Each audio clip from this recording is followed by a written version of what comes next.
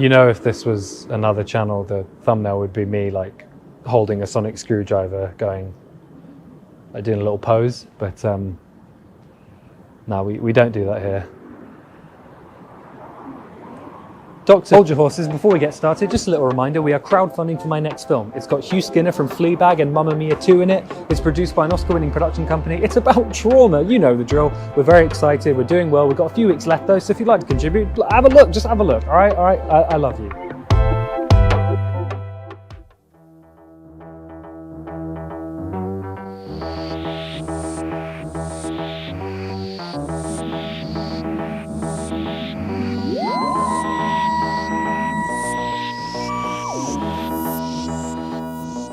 Doctor Who, a British institution that can't stop, won't stop, did stop, actually, in the late 80s. The higher-ups at the BBC made no secret of their disdain for the show. They were desperate to axe it, so a bunch of fans and creators did this. Doctor in distress. Let's all answer his SOS. Doctor in distress. Bring him back now, we won't take less. Who's that doctor over there? They did a song. They did a song to beg them not to cancel it. I don't think that helps your case in any way. I think I would want to cancel Doctor Who harder, if I saw that. Sorry. But that's the thing, despite the jokes, there is genuinely a lot to be admired about this refusal to go quietly, right? Like, that stupid song is a reflection of how much stamina Doctor Who has always had, this unique ability to adapt and change with the times whilst always clinging to that same core premise over 50 years, and it just won't stay down, it won't go away. I mean, I rate that, I do. Cast your mind back, if you will. It's March 2005 and Doctor Who is about to return for the first time properly in 15 years. I'm 7 years old, I have never heard of this programme, and yet it is about to change my life. Sort of. This relic that had essentially been laughed out of existence is about to come back and be bigger than ever? What? And I was witness to it all. The eye of the storm, loving every second. Well, not every second. I can't imagine the immense pressure Russell T Davies and the rest of the creative team felt when being tasked with bringing back Doctor Who. Russell had to anticipate what a new generation would maybe want out of Doctor Who in the 21st century, whilst also recognising the old fans, himself included. He essentially had to covertly make the same show he'd always loved, whilst also sending a very clear message to all the skeptics that this is very different, this is not your granddad's Doctor Who. And honestly, farting Slovene aside... Excuse me, do you mind not farting while I'm saving the wood? They smashed it. I think there's no better embodiment of this perfect alchemy between old and new, and the bold risk-taking that would seal the deal for this new era than the Ninth Doctor himself. Christopher Eccleston, baby. Chrissy X. Run! Up to this point, the Doctor generally had a sort of posh, vaguely upper-class vibe about him, sort of dandy-ish. Russell said, nah, here we have a straight-talking, damaged northern Doctor walking around in combat boots and a black leather jacket. Wowzers trousers. Christopher Eccleston is an incredibly thoughtful actor. He's mentioned a few times over the years that what mainly attracted him to the role was the idea of being a role model to kids, retaining his own accent and not leaning into the trappings of every other previous Doctor. I think he's wonderful. There's no nonsense, no foolishness with him. Well, a bit of foolishness, but it's good foolishness. Something I find compelling about the Doctor is the darkness that sits just beneath the surface. The bubbly, eccentric thing is, it's a bit of a front, masking all the sadness and loneliness that lives within. Aww. But Nine is just miserable, and he barely hides it. And I like that. He's a Doctor who actually lets you get to know him, and he actually experiences a character arc. Imagine that. He goes from this hardened, vengeful man to a softer, more optimistic bloke by the end of the season, all thanks to Rose. I couldn't.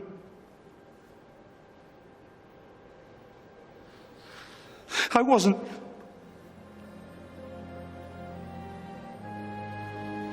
Standout eps would, of course, be the Doctor Dances and the Empty Child, Father's Day, Dalek. I like the finale. Although the Daleks being behind those, like, Orwellian reality TV things where if you lose, you die is, it's a bit laughable, but you love it. You know, I think that sums up Doctor Who quite nicely. It's laughable, it's a joke, but you love it. Or you don't. I don't know. To break convention the way they did, right out the gate with the lead role, and be so successful with it, I think says a lot about the malleability of this character, and by extension, this show. It's just have fun with it. It's fun. This is all very fun. Okay? The Davies era goes from strength to strength with probably the most popular Doctor ever. Number 10. People who watch Doctor Who often talk about their Doctor. That would either be the Doctor that sort of got them into the show, or just the first Doctor they properly messed with. And despite Eccleston being my first, there's no denying that David Tennant is my Doctor. Some of you may know that I used to cut my teeth on a fair bit of child acting when I was younger. My sister's called Baboon. And one day my world turned upside down when I landed a gig on none other than Doctor Bloody Who. It was in David's last Christmas special, and I was to play a nameless urchin who would share some dialogue with him at the top of the episode. I was so excited. I went to the read-through. I was good to go when tragedy struck, and I couldn't do it anymore. Due to weird bureaucracy at my council, it fell through. The kid who replaced me, I actually went to school with, so he's a bastard. I'm just kidding, he's fine, it's not his fault. It all turned out okay in the end, because a few months later I was invited on the Friday Night Project to participate in Are You Smarter Than a Tenant-Year-Old with the man himself.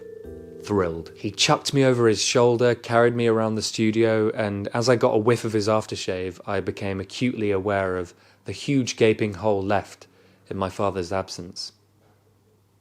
Anyway, what about this seminal time in the show's history? I mean, it's very solid. It's very solid and consistent, isn't it? The lows are never too low, and even when they are, it's only for an episode or two, and it's usually pretty funny. It tastes like chicken. But the highs are so high, some of the best this show has to offer. You've got Blink, you've got Human Nature and the Family of Blood, you've got the library one, you've got The Girl in the Fireplace, you've got Turn Left, you've got The Waters of Mars. I could go on. Great companions too. I think Rose is at her strongest with Eccleston, IMO, but Billie Piper is still an incredible actor. Martha and her exit is so refreshing. It's nice to see a companion leave on their own terms without some horrible tragedy befalling them.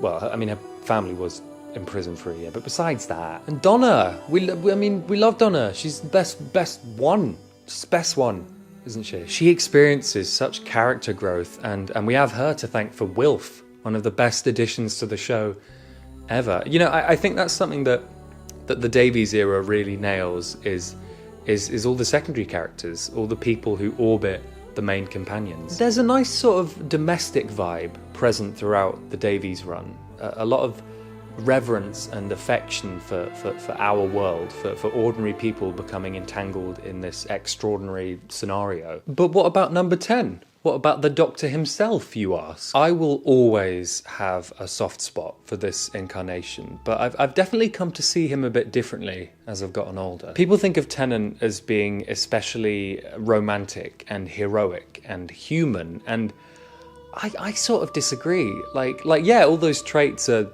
present, but like I said earlier, I think it's all sort of a front. That's why I think he's more interesting and complex than most people give him credit. Like, yes, he's incredibly charismatic and energetic, and he's like an action hero or whatever.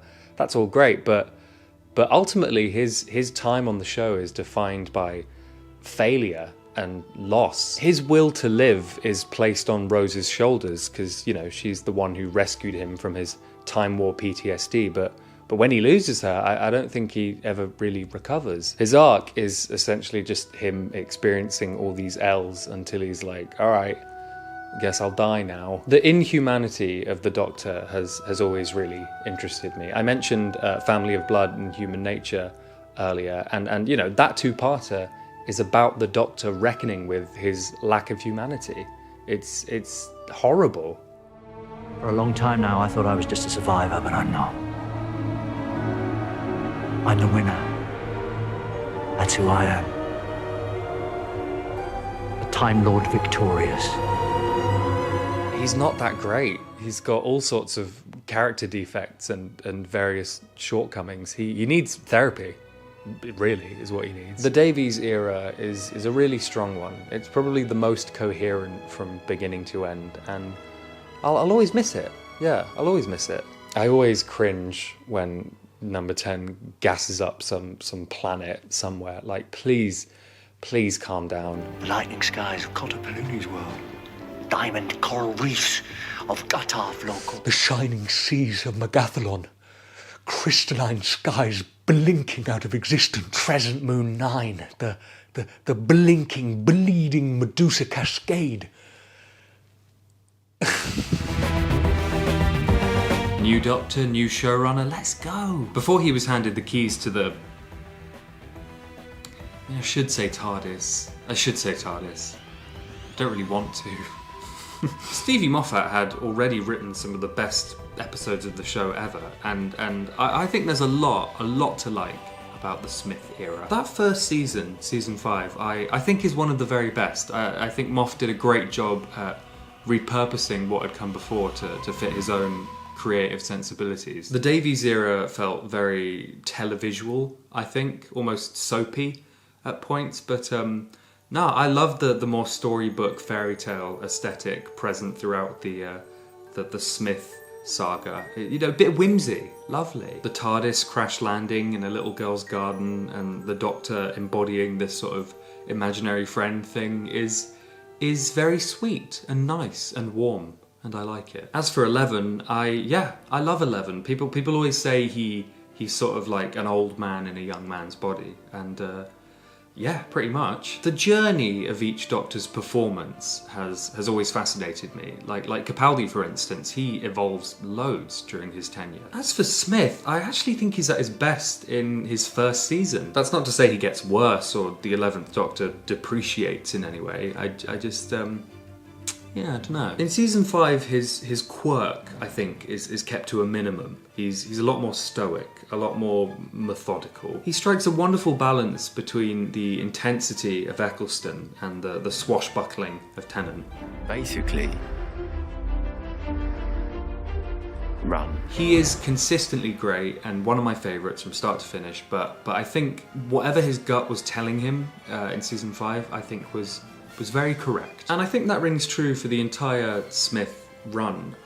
After season 5, they really start to experiment and play fast and loose with the conventions and the format of the show, which is great, but it's a lot. There's a lot of prophecy stuff, a lot of the Doctor is going to do this thing, it was always foretold, and it's going to be really epic. And, you know, it never is epic, because it's a TV show, and that's fine. It's not. We can't all be Game of Thrones. Sorry. Like when River talks about Demon's Run. The Doctor's darkest hour. He'll rise higher than ever before, and then fall so much further. Yeah. Wow. Gosh, that sounds major. Jeez. And then it happens, and you're like, sure, I guess. Yeah. There's a lot of gassing. A lot of gassing the Doctor up, gassing everyone up. Just stop it. Too much. Doctor Who. Doctor Who. Doctor Who. Bless him. He loved to create these grand mythic events in the Doctor's future that retroactively were always foretold and were always going to happen, apparently. And it's just usually a bit messy, because, like, we know the Doctor's not going to die. Like we know that's not going to happen. So right off the bat, this apparently unavoidable thing we know is totally avoidable and will be avoided. So it just doesn't really land.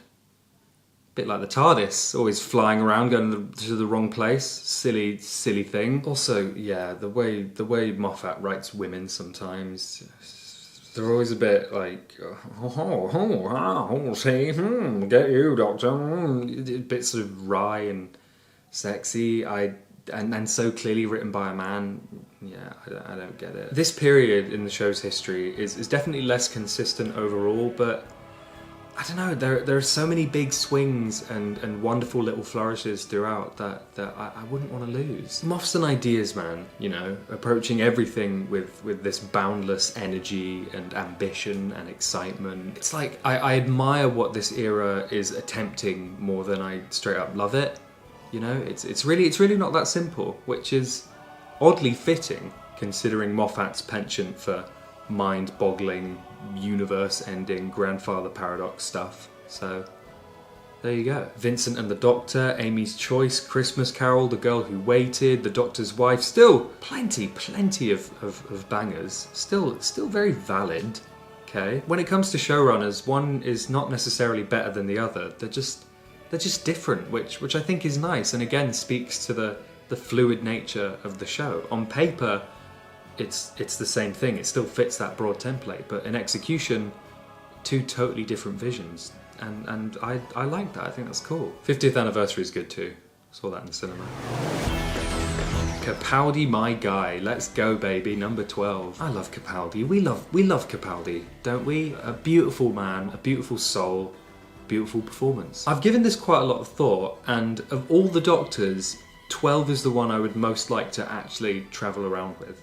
Honestly, there's no nonsense with him, you know? The relationship would be totally straightforward, right? Student, teacher. And he's a bit antisocial, so, you know, while we're travelling through the time vortex, he might want to be left alone for a bit, which is totally fair enough, and honestly, same. So, great. Despite still being helmed by Moffat, I do think the Capaldi era is quite a bit different to Smith's. There's a bit of a return to that domesticity from before. There's more focus on Clara and Bill's lives on Earth and all the people around them. Less time-bending finales, more classic, straight-up alien invasions. And, yeah, I don't know, it's a weird one. In theory, it should be kind of perfect, you know?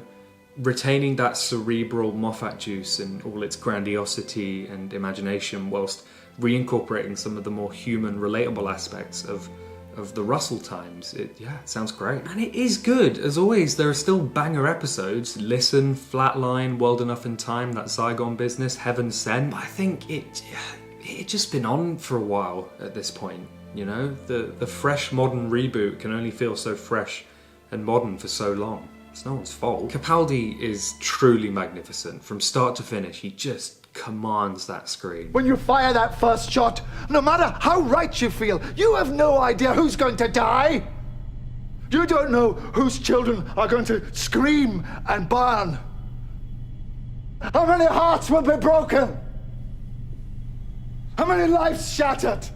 How much blood will spill until everybody does what they were always going to have to do from the very beginning? Sit down and talk! This is not a war. I fought in a bigger war than you will ever know. I did worse things than you could ever imagine. And when I close my eyes,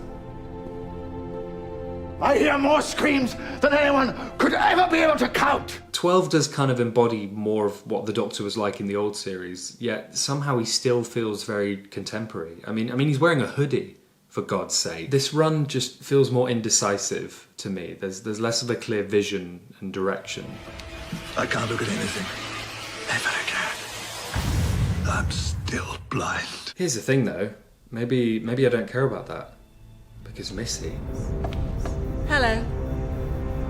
I'm Doctor Who. Michelle Gomez as a new incarnation of the Master is just a revelation, really. My favourite version of this character, personally. She's so villainous and funny and vulnerable. Usually I don't like it when they overuse the big baddies. When the Daleks created pig slaves to build the Empire State Building for them, that's when I knew they should probably dip for a bit. But Missy is just that good. She should be in every episode, honestly. And the way she plays off Capaldi. Their arc in season 10 is when everything comes together and the show is as good as it's ever been. On paper, I kind of hate the idea of the Doctor rehabilitating his nemesis. It just sounds naff, but in practice, it's cool. Their relationship has always been kind of hush-hush. Like, you know, it's implied that they were friends at one point, or maybe they were related, but now they hate each other, but also they sort of can't live without one another. You know the drill. But never before has it been so nuanced and gripping.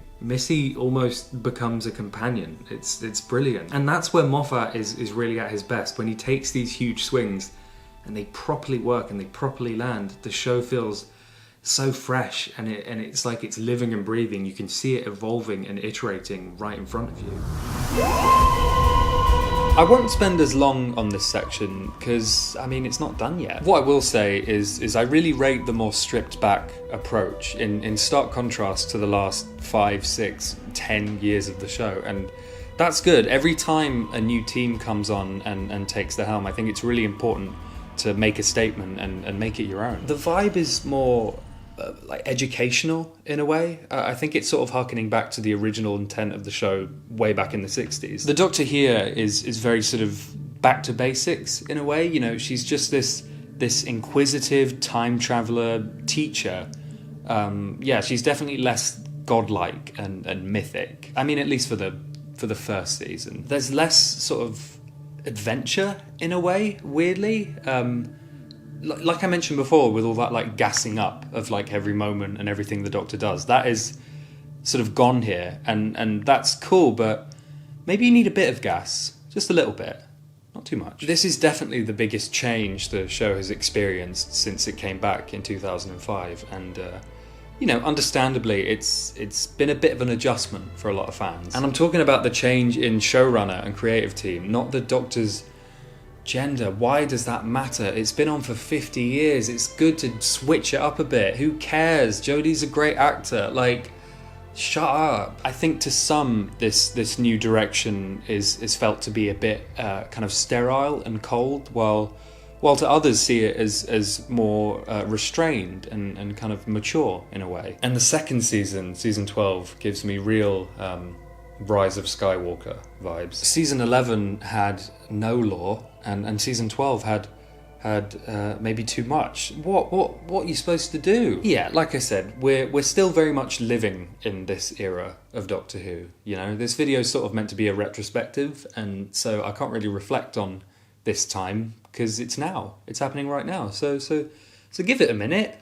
You know? So what have we learned? What's the takeaway? I don't know. It's just a TV show. I may not always be an avid fan of the show or an avid watcher of Doctor Who, but at the very least I will always be curious. I'll always be interested, especially when it goes through these periods of change, whether it's a new Doctor or a new showrunner. I just find that so fascinating, how this thing can be on for 50 years and it's the same show it's always been, but every few years the entire cast and crew just changes. It's so bizarre and so unique, and I can't help but pay attention. And when I was younger, it really was my favourite thing. So bless you, Doctor Who. Love you. Before I go, I thought I'd share with you that I'm in a recent episode of the Prime Video Club for Amazon UK. Me and Hazel sat down on a sofa and had a good old bloody chinwag about British horror comedies. What Nots to Love. I was going to correct myself, but then I didn't. Check it out.